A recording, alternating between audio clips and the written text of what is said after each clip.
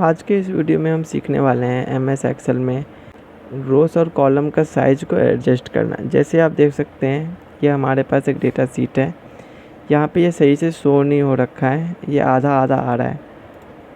तो ऐसे बहुत सारे डेटा होते हैं, जब हम कॉपी पेस्ट करते हैं एक्सेल में तो हमें कुछ ऐसा आता है। अगर हमें यहाँ पे एक एक करके ठीक करना है तो हम यहाँ पे जाएंगे, डबल क्लिक माउस से करेंगे लेफ़्ट की से, तो ये ऐसा ये ठीक हो जाता है। अब हम वापस से इसको ऐसा कर देते हैं। लेकिन ये अगर बहुत बड़ा डेटा हो और सब में ही ऐसा हो तो एक एक करके अगर हम ये ठीक करेंगे तो इसमें बहुत समय लग जाएगा। तो सारे रोस और कॉलम्स को हम एक साथ कैसे ठीक कर सकते हैं, तो ऐसा करने के लिए हमें यहाँ पे जाना पड़ेगा साइड में। अब ये पूरा सीट सेलेक्ट हो गया। अब हम यहाँ पे जाएंगे, किसी में भी जाएंगे, डबल क्लिक माउस से हम करेंगे तो ये पूरा कॉलम यहाँ पे ठीक हो जाएगा। अब मान लीजिए कि ये कुछ ऐसा है, ये कुछ ऐसा है और हम यहाँ पे गए हैं, ये भी ऐसा है, ये ऐसा है। अब मान लीजिए कि ये हमने ऐसा किया है तो ये कॉलम तो ठीक हो गया, लेकिन रो तो ऐसा ही है। तो रो ठीक करने के लिए हमें रो पे आ जाना पड़ेगा। फिर यहाँ पे हम करेंगे डबल क्लिक, यहाँ पे हम करेंगे डबल क्लिक, तो ये रो भी ठीक हो जाता है। तो इस प्रकार से ये सारे सेल एडजस्ट हो जाते हैं।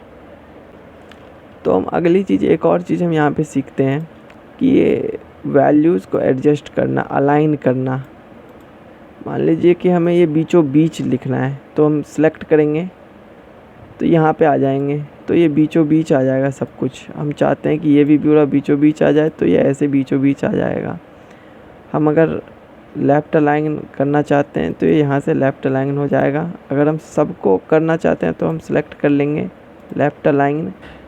अगर राइट अलाइन करना चाहते हैं तो हम राइट अलाइन यहाँ पे कर लेंगे।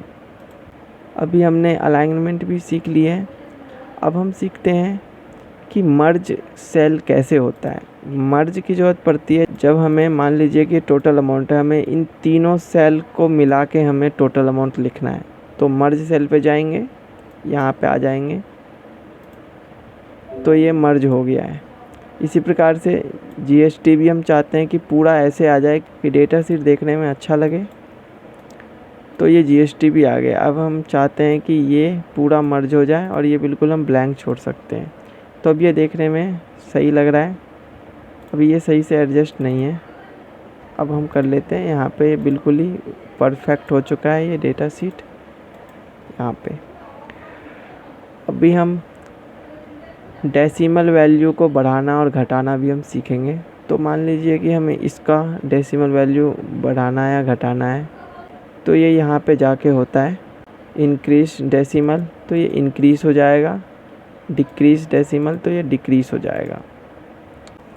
अभी हम कॉमा डालना सीखते हैं। तो कॉमा हमने ऑलरेडी यहाँ पे डाला हुआ है, मैं आपको अलग से बताता हूँ।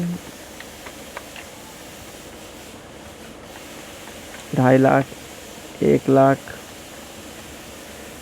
अब ये कॉमा यहाँ पे कैसे आया है वो हम सीखते हैं। तो इसको हम सेलेक्ट कर लेंगे। अभी हम एक को करके देखते हैं, यहाँ पे कॉमा डाल लेंगे तो ये कॉमा आ जाएगा। अभी ये वैल्यू एक्सीड हो रही है तो हमें डबल क्लिक यहाँ पे करना है। 2.5 लाख रुपए आ गया। तो 2 डेसिमल प्लेस आ गए हैं, तो हमें इसको कम करना है, या ऐसे कम हो जाएगा जैसे मैंने आपको पहले बताया था। अभी ये 1 लाख भी अगर हम इकट्ठे करना चाहते हैं तो इकट्ठे भी हो जाएगा। इसको डेसिमल प्लेसेस को हम कम कर देंगे। तो इस प्रकार से ये कॉमा यहाँ पे आया था। तो आज की वीडियो में इतना ही था। ऐसे और भी वीडियोस देखने के लिए आप हमारे चैनल को सब्सक्राइब कर लीजिए।